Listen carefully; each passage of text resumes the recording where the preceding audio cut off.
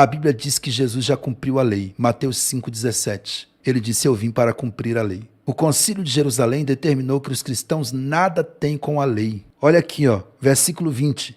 Mas escreve-lhes que se abstenham das contaminações dos ídolos da prostituição. Se você vê o versículo anterior, ele está dizendo o seguinte: pelo que julgo que não se deve perturbar aqueles que dentre os gentios se convertem a Deus, porque os gentios que se convertiam estavam sendo perturbados pelos judaizantes na igreja. Aqueles que queriam judaizar o cristianismo, dizendo que o cristão tinha que guardar a lei, o sábado, a circuncisão e assim por diante. Aí Paulo diz: olha, eu julgo que não se deve perturbar aqueles dentre os gentios que se convertem. Agora ele vai falar do que o cristão tem que se abster. Da contaminação dos ídolos, da prostituição, do que é sufocado do sangue. O apóstolo Paulo comparou a liberdade cristã à lei do casamento. Ele diz que se uma mulher for de outro homem, estando seu marido ainda vivo, é adúltera. Isso porque está ligada à lei do marido. Por conseguinte, não podemos estar ligados à lei e a Cristo. Ele compara a lei como um marido, que se ele estiver vivo, você não pode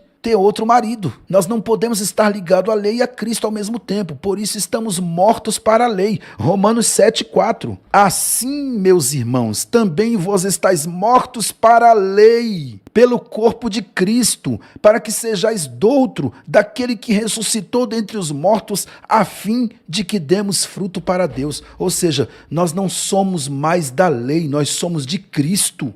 A função da lei foi descobrir a causa do pecado, mas ela não cura. Já a graça é diferente. A graça traz o Espírito Santo para morar em você, te justifica, faz de você um novo homem. Apóstolo Paulo chamou a lei de ministério da morte gravado em pedras. Abra aí comigo, 2 Coríntios capítulo 3. E se o ministério da morte, gravado com letras em pedras, veio em glória, de maneira que os filhos de Israel não podiam fitar os olhos na face de Moisés, porque no dia que ele recebeu as pedras da lei, o povo não podia olhar na face de Moisés porque brilhava. Por causa da glória no seu rosto, a qual era transitória, uma glória transitória. Como não será, versículo 8, como não será de maior glória o ministério do Espírito?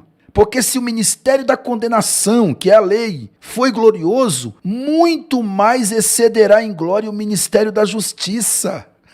Meu Deus do céu! Versículo 11, porque se o que era transitório foi para a glória, muito mais é em glória o que permanece.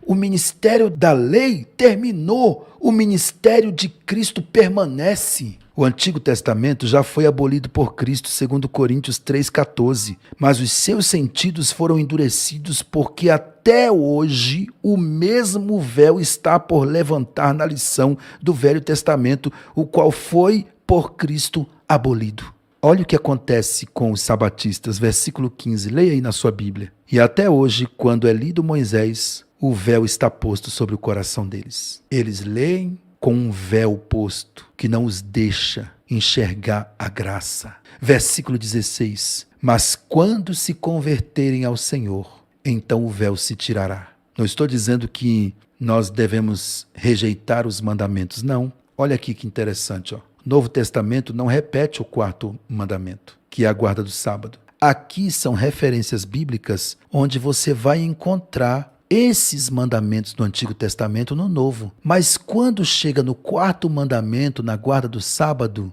não existe no Novo Testamento nenhum versículo que diga que a igreja tem que guardar o sábado. Depois você olha com calma essas referências aí e você vai ver do que eu estou falando.